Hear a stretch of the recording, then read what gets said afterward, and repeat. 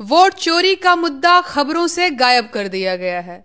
जहरीली शराब से हुई मौतों को दरकिनार कर दिया गया है। लाठियों से पीटे गए बेरोजगारों को पीछे धकेल दिया गया है।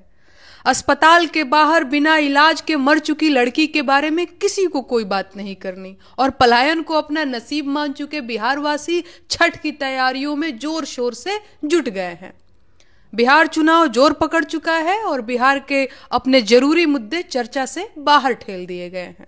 कैसे हैं आप लोग? मैं नेहा सिंह राठौर आज आप लोगों को एक बार फिर से याद दिलाने आ गई हूं कि बिहार का चुनाव अगर बिहार के मुद्दों पर नहीं हुआ तो बिहार की खराब दशा के जिम्मेदार आप लोग खुद होंगे। मैं जानती हूं कि मेरी बातें कड़वी हैं, पर दवा कड़वी ही होती है। आपको उन सभी लोगों से सावधान रहने की जरूरत है जो आपका ध्यान बिहार की असली समस्याओं से हटाकर फालतू चीजों में लगाते हैं। इस बात को जितना जल्दी हो सके स्वीकार कर लीजिए कि बिहार के साथ कई दशकों से ठगी हो रही है। खुद सोचिए, मेहनत करने में नंबर 1, दिमाग चलाने में नंबर 1, जोखिम लेने में नंबर 1 होने के बावजूद बिहार के लोग अब तक बदहाल क्यों हैं? आखिर क्या कमी है हम लोगों में? मैं बताऊं, हमारी कमी यह है कि हम लोग अपनी बदहाली को अपना भाग्य मान चुके हैं।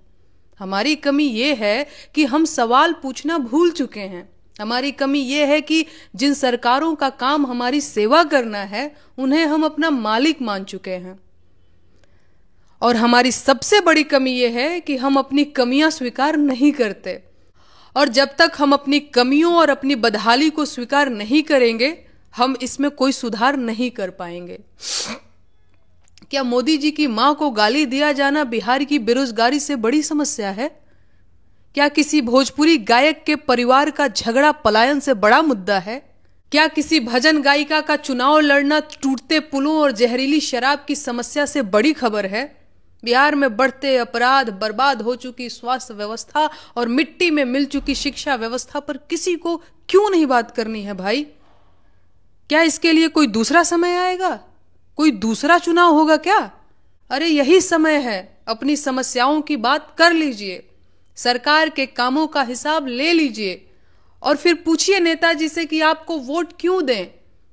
पहलगाम में आतंकियों ने हमला कर दिया तो आपको वोट दे दें? क्यों भाई, क्या लॉजिक है इसका? ये तो आपकी असफलता हुई ना, और असफलता पर वोट दिया नहीं जाता, वोट काटा जाता है। हजारों घुसपैठिए बिहार में घुस आए तो किसकी गलती है? सरकार आपकी है, पुलिस आपकी है, तो ये असफलता भी आपकी हुई। इस पर आप वोट कैसे मांग सकते हैं भाई? इस पर तो आपको माफी मांगनी चाहिए। मैं जानती हूं कि इन सच्ची और कड़वी बातों को बोलने के बाद मुझे आपका गुस्सा भी सहना पड़ सकता है और अपशब्द भी सुनने पड़ सकते हैं, क्योंकि इतिहास गवाह रहा है कि सच बोलने वालों के हिस्से जहर ही आया है और मैं ये जहर पीने को तैयार भी हूं। पर यह बात कभी मत भूलिएगा कि मीठा बोलने वालों ने हर बार पीठ में खंजर ही मारा है। और अगर पीठ में खंजर खाते खाते ऊब गए हों तो सिर उठाइए और पूछिए अपनी सरकार से कि बिहार में अब तक कारखाने क्यों नहीं लगाए गए, नौकरियां क्यों नहीं मिली, अस्पताल क्यों नहीं खुले, विद्यालय क्यों बर्बाद हुए और आप प्रवासी मजदूर बनने को क्यों मजबूर हुए? जाइए पूछिए। मेरी बात ठीक लगे तो इस वीडियो को आगे भी बढ़ाइए, शेयर कीजिए ताकि 4 लोग और सुने और सोचें। जय हिंद, जय भारत, जय संविधान।